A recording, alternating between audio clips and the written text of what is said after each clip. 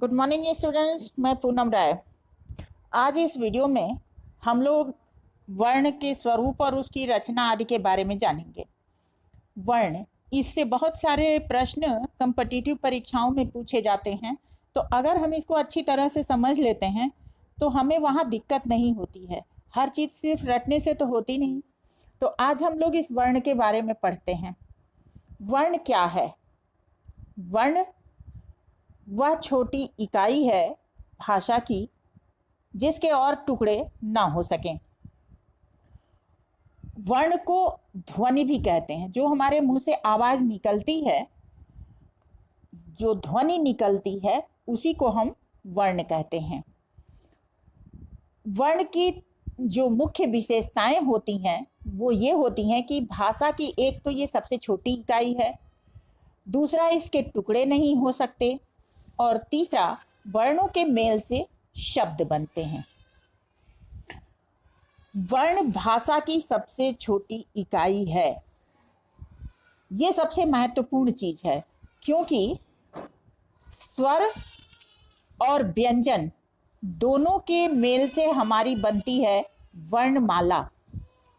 स्वर और व्यंजन वर्णों के मेल से हमारी वर्णमाला बनती है, जिसको एक निश्चित और व्यवस्थित क्रम में रखा जाता है। उसे हम कहते हैं वर्णमाला। जिस प्रकार एक फूल से माला नहीं बनती, उसके लिए अनेक फूल लगते हैं और उनको एक व्यवस्थित क्रम में लगाया जाता है तो हमारी माला सुंदर बनती है। उसी प्रकार जब हम वर्णों को एक निश्चित क्रम में सजाते हैं तो उसे हम कहते हैं वर्णमाला।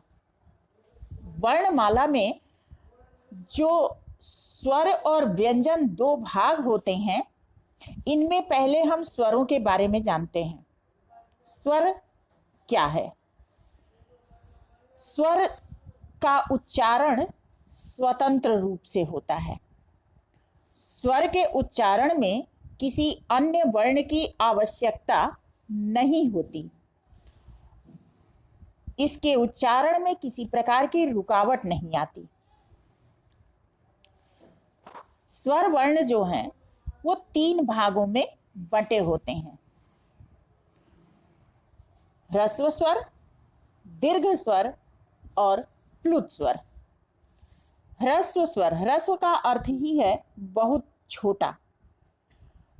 जब हम बहुत थोड़े समय में उच्चारण करते हैं तो उसे हम ह्रस्व कहते हैं। ह्रस्व स्वर अ, ई, उ और री, ये चार हमारे ह्रस्व स्वर हैं।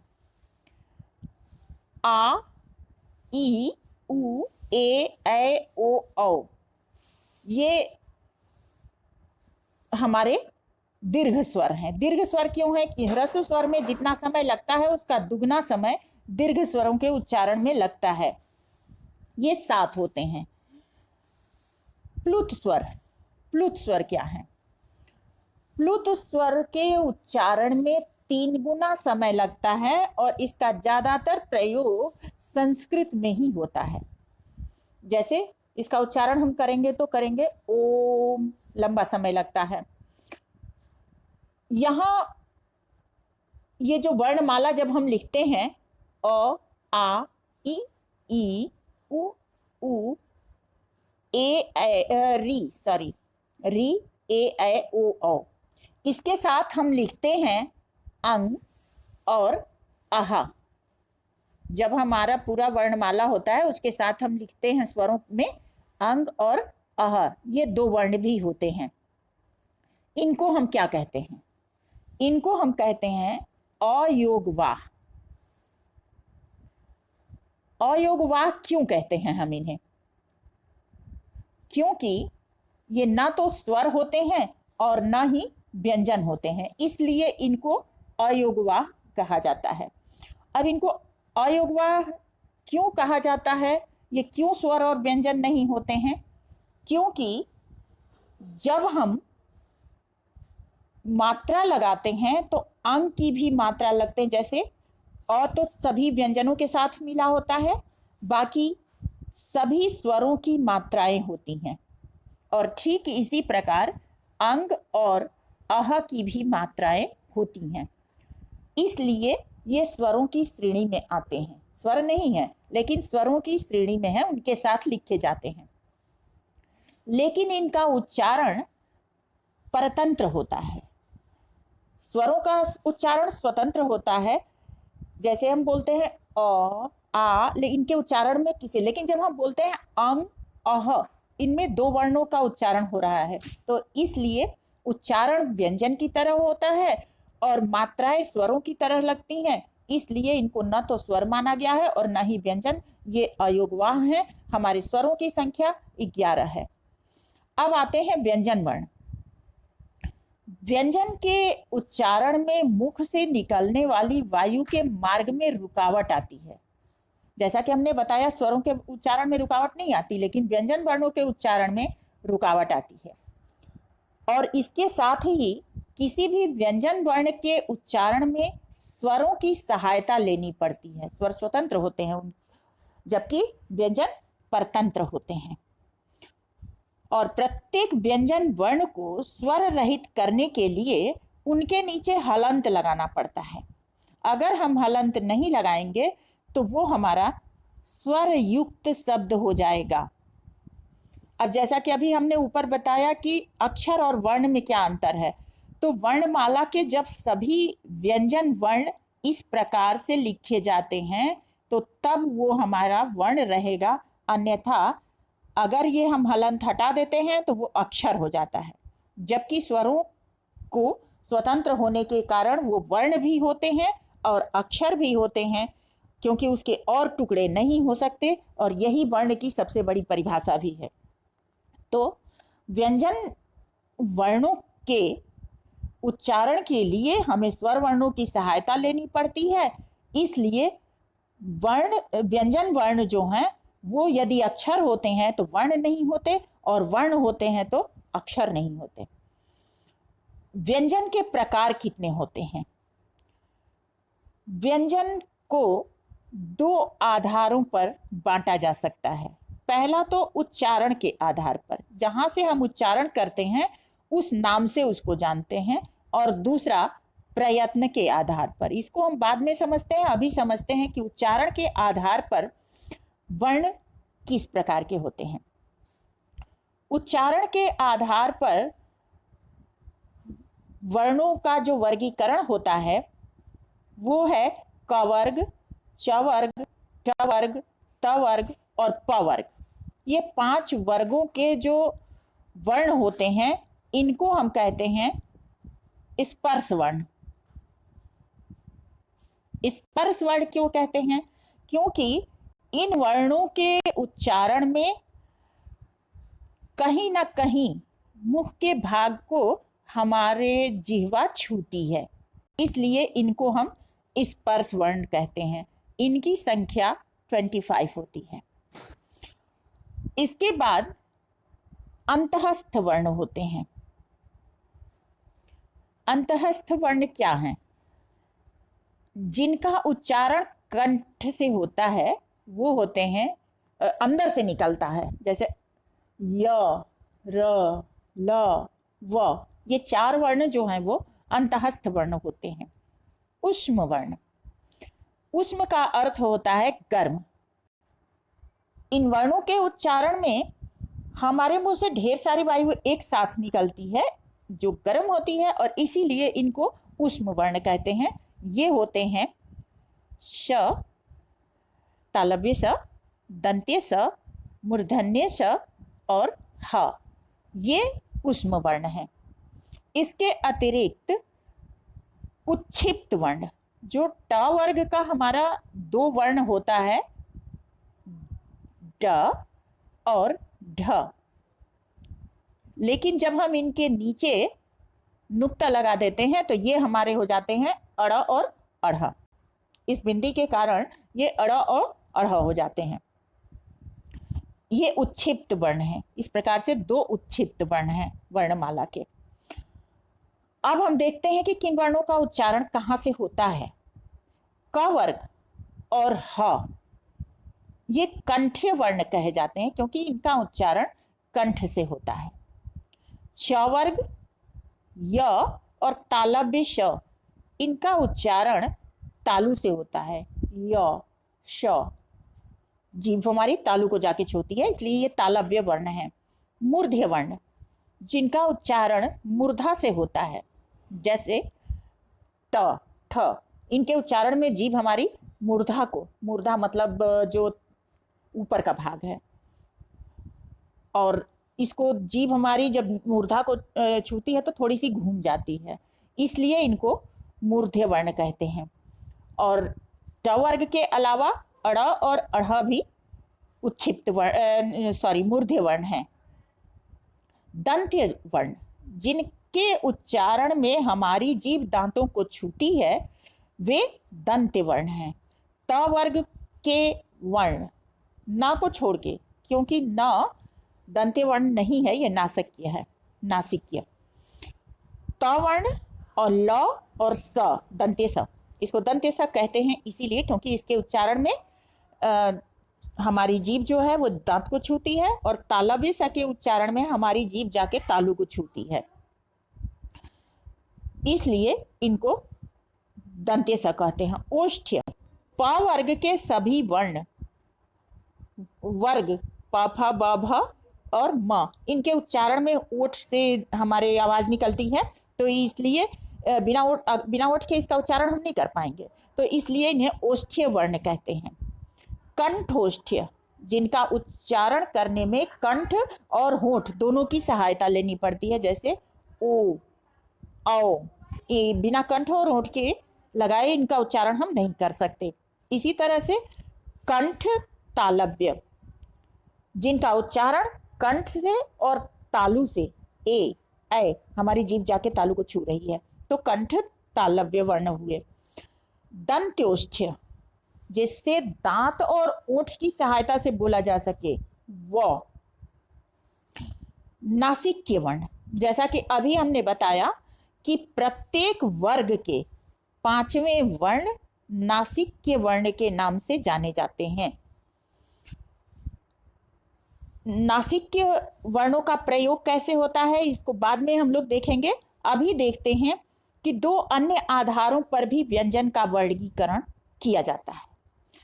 पहला तो है श्वास आधार पर, श्वास के आधार पर जितना कम देर में हवा निकलती है या अधिक देर जो हवा निकलती है, तो उसके आधार पर अल्प प्राण और महाप्राण, ये दो विभाग होते हैं। और दूसरा इसका विभाजन है स्वर तंत्री के आधार पर। स्वर तंत्री मतलब हमारी श्वास की जो नली है उसमें कंपन होता है या नहीं होता है, तो उसके आधार पर अघोष और सघोष, ये हमारे वर्गीकरण होते हैं। अल्प प्राण और महाप्राण क्या है, और ये कौन कौन से वर्ण हैं जो हमारे महाप्राण है और कौन कौन से वर्ण हैं जो हमारे अल्प प्राण हैं। महाप्राण वर्ण, प्रत्येक वर्ग का, जैसा कि अभी हमने बताया कि एक वर्ग में 5 वर्ण होते हैं, जैसे क वर्ग यदि हम कहते हैं तो उसमें क, ख, ग, घ और अंग, ये सभी आ जाएंगे जो हलंत लगे रहेंगे। तो प्रत्येक वर्ग का पहला, तीसरा और 5वां वर्ण महाप्राण होता है। इसके अतिरिक्त अंतःस्थ वर्ण, अभी हमने बताया था अंतःस्थ वर्ण य र ल व, ये भी महाप्राण है। उच्छिप्त वर्ण, इसको द्विगुण वर्ण, क्योंकि ये 2 गुण रखते हैं। 2 गुण कैसे रखते हैं कि एक तो ट वर्ग का ये वर्ण है और दूसरा ये उच्छिप्त वर्ण में भी है, तो इसलिए इसको द्विगुण वर्ण कहते हैं, द्विगुण वर्ण कहते हैं। तो ये भी महाप्राण है। इसमें से जो उच्छिप्त वर्ण है उसमें का 2 वर्ण होते हैं, उच्छिप्त, अड़ और अढ़, तो ये हमारा नहीं, लेकिन अड़ जो है ये महाप्राण होता है। अल्प प्राण कौन कौन से वर्ण होते हैं? प्रत्येक वर्ग का दूसरा और चौथा वर्ण अल्प प्राण होता है। उष्म वर्ण श, श, श और ह, तालव्य स, मूर्धन्य स, दंत्य स और ह, ये अल्प प्राण होते हैं। और उच्छिप्त वर्ण का 1 अढ़, ये हमारा अल्प प्राण होता है। इस प्रकार महाप्राण स्वरों के वर्णों की संख्या 20 है, जबकि अल्प प्राण वर्णों की संख्या 14 है। इसके अतिरिक्त जो विभाजन हमने बताया था अभी, सघोष और अघोष। सघोष कौन कौन से वर्ण हैं और ये कैसे जाने जाते हैं? सघोष को स्वन विज्ञान भी कहते हैं। इनके स्वर में जो स्वर की नली होती है, स्वर रज्जु मतलब स्वर की जो नली होती है, उसमें कंपन होता है। तो ये कौन कौन से वर्ण हैं? प्रत्येक वर्ग का तीसरा और चौथा वर्ण सघोष होता है, और अघोष को स्वनिम विज्ञान भी कहते हैं। इसके उच्चारण में जो श्वास नली होती है उसमें कंपन नहीं होता, तो प्रत्येक वर्ग का पहला और दूसरा वर्ण जो है वो अघोष होता है। प्रयत्न के आधार पर वर्णों को कितने भागों में बांटा जा सकता है? जैसे दो मुख्य वर्गीकरण हमने बताया था, तो हम आते हैं कि प्रयत्न के आधार पर जो वर्णों का वर्गीकरण होता है वो कैसे होता है। प्रयत्न के आधार पर 8 प्रकार का वर्ण होता है। संघर्षी, स्पर्श, स्पर्श संघर्षी, नासिक्य, अभी 4 को जानते हैं कौन कौन से हैं। इस संघर्षी, जैसा कि नाम से ही स्पष्ट है, इनके आवाज में एक तरह का घर्षण होता है। जैसे ये वर्ण है श, मूर्धन्य स, तालव्य स और दंत्य स, तीनों। ह और उर्दू के कुछ वर्ण होते हैं जैसे ख, ग, जिनमें नुक्ता लगा होता है, ज, फ आदि। स्पर्श 5 वर्गों के जो प्रत्येक वर्ण हैं, च, छ, झ और य को छोड़कर, च, छ, ज, झ और य को छोड़कर बाकी जो वर्ण हैं वो स्पर्श वर्ण है।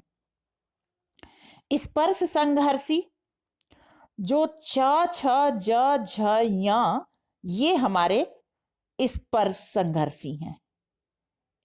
स्पर्श वर्ण और स्पर्श संघर्षी वर्ण।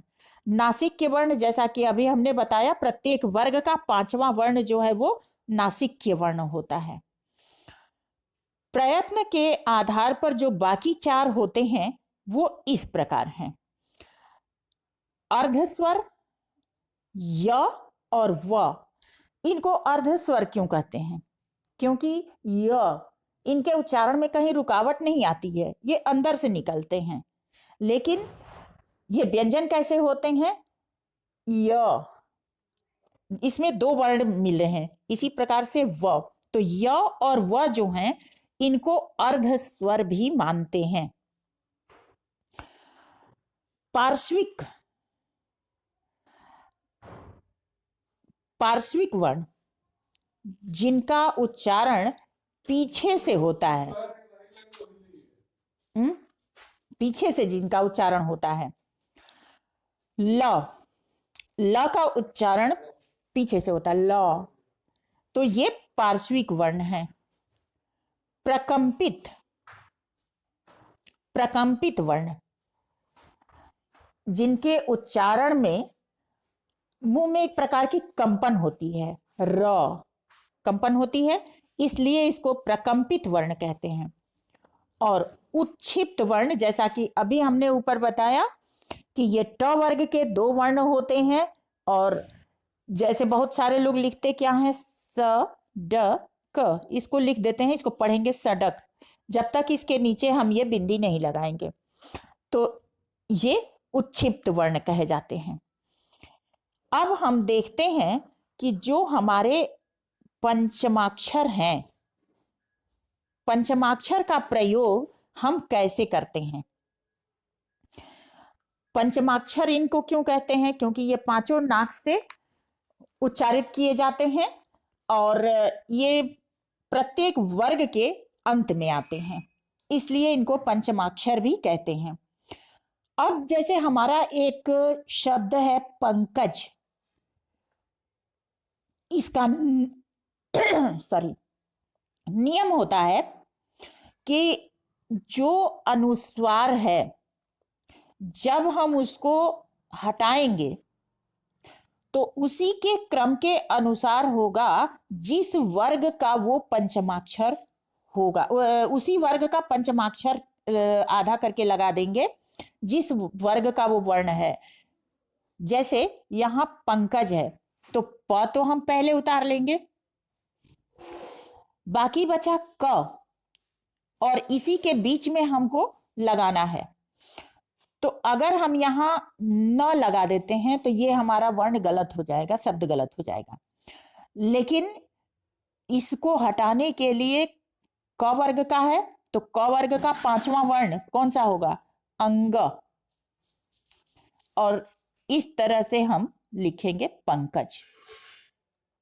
यहां हम आधा न नहीं लगाएंगे। इसी प्रकार पंखा, पंखा में भी वही बात दिखाई दे रही है, प, और जब हम अनुस्वार हटाएंगे और उसको आधे वर्ण में बदलेंगे तो कैसे बदलेंगे? ये क वर्ग का दूसरा वर्ण है, यानी कि यहां जो अनुस्वार हटेगा वो क वर्ग का पांचवा वर्ण लगेगा, तो फिर यहां आ जाएगा अंग, पंखा, ये होगा। अगर हम यहां न लिख देते हैं आधा न तो वो हमारा शब्द गलत हो जाएगा। इसी तरह से चंचल है, चंचल, चंचल का अनुस्वार हटाएंगे तो क्या हो जाएगा? च, च यहां हमने उतार लिया, इसके बीच में हमको आधा वर्ण डालना है। अगर हम यहां आधा न लिख देंगे तो वो गलत हो जाएगा। क्यों गलत हो जाएगा? क्योंकि ये अगला जो वर्ण है वो च वर्ग का है, तो च वर्ग का ही पांचवा वर्ण यहां लगेगा, य, चंचल। ये हमारा शब्द सही होगा। अगर हम यहां न लगा देंगे तो वो हमारा गलत हो जाएगा। इसी तरह से व्यंजन, व्य, और यहां पे हम लगाएंगे य और जन, व्यंजन, ये हमारा शब्द बनेगा। जब भी हम पंचमाक्षर का प्रयोग करते हैं तो इसी रूल को फॉलो करते हैं। जैसे ये देखिए ट वर्ग का है, दंड, दंड हमें लिखना है, तो द हमने लिखा और ड, इसके बीच में हम कौन सा वर्ण लगाएंगे? ड जो है किस वर्ग का है? ट वर्ग का है, और ट वर्ग का पांचवा वर्ण होगा ट, ठ, ड, ढ, अड़, तो अड़ को हम आधा करके यहां लगा देंगे। अगर यहां हम बीच में आधा न लगाते हैं तो वो शब्द हमारा गलत हो जाएगा। इसीलिए आपने देखा होगा कि झंडा जब हम लिखते हैं विस्तृत रूप में तो इसको इस रूप में लिखते हैं, कारण यही है। जब भी हम शब्दों को बदलते हैं तो जो अनुस्वार होते हैं, जो नासिक के वर्ण होते हैं, उसके अनुसार बदलते हैं। यहां एक और देख लिया जाए, त वर्ग का पंत, यहां पे आपका सीधे सीधे न लग जाएगा क्योंकि ये त वर्ग का अगला वर्ण जो है वो त वर्ग का है, तो यहां पे पंत हो जाएगा, ये सही होगा। चंपक, यहां पे हमारा लगेगा च और प वर्ग का पांचवा अक्षर म, ये हो जाएगा हमारा सही। अब जब दो अनुस्वार एक साथ हों, जैसे यहां हमें दिखाई दे रहा है संबंध, जब इसमें दो हो तो इसमें भी वही रूल फॉलो होगा। स के बाद है हमारा ब और स पर अनुस्वार है, तो हम जो अनुस्वार को हटाएंगे वहां लगाएंगे ब के अनुसार। ब का ब है प वर्ग का तीसरा वर्ण, प फ ब, और इसी का पांचवा वर्ण हम लगाएंगे तो म हो जाएगा, आधा म। और इसके बाद है ध, ये ध हो गया, और इसके पहले हमारा जो लगाना है क्या लगेगा? क्योंकि ये ध है, त वर्ग का दूसरा वर्ण, तो इसी का पांचवा वर्ण लगेगा, तो लग जाएगा यहां न। यहां आपने देखा कि एक ही शब्द में दो अनुस्वार लगा हुआ है और दोनों अनुस्वार के लिए हम अलग अलग वर्णों का उपयोग करते हैं। तो ये हमारा नियम है। अनुस्वार जो ऊपर होता है, बिंदी, उसको हम अनुस्वार कहते हैं, और जिसको चंद्र बिंदी कहा जाता है उसको हम कहते हैं अनुनासिक। अनुस्वार और अनुनासिक में अंतर क्या है? अनुनासिक में जो आवाज है वो पीछे से, नाक के पीछे से आती है, जैसे चांद, पूरी तरह से नाक का इस्तेमाल नहीं होता। मांद, सांप आदि, नाक तो आवाज तो आ रही है लेकिन पूरी तरह से नहीं। लेकिन जब हम अनुस्वार का उच्चारण करते हैं, ये अनुस्वार है और ये अनुनासिक है। तो अनुस्वार का जब हम उच्चारण करते हैं तो कंस, हंस, यानी पूरी तरह से नाक का उच्चारण जाता है। विसर्ग का उच्चारण कभी कभी पूछ देता है कि कौन सा वर्ण है जिसका उच्चारण ह की तरह से होता है। तो विसर्ग जो है इसका उच्चारण ह की तरह से होता है, जैसा कि आप जानते हैं। उर्दू के शब्दों में जरूरत, जीरो, ये अंग्रेजी का देखिए, अंग्रेजी के शब्दों में भी नुक्ता लगा है और नुक्ता हालांकि कहते हैं उर्दू के शब्दों में, लेकिन ये जो आपकी बिंदी लगी होती है इसके कारण शब्दों के उच्चारण में अंतर आ जाता है। तो ये एक प्रयास था वर्णों के बारे में छोटी मोटी जानकारी। कमेंट्स करिएगा, अगर कुछ चीज नहीं समझ में आया है तो दोबारा प्रयास किया जाएगा। नेक्स्ट वीडियो में कुछ अगले विषय वस्तु के साथ मिलते हैं, तब तक के लिए धन्यवाद।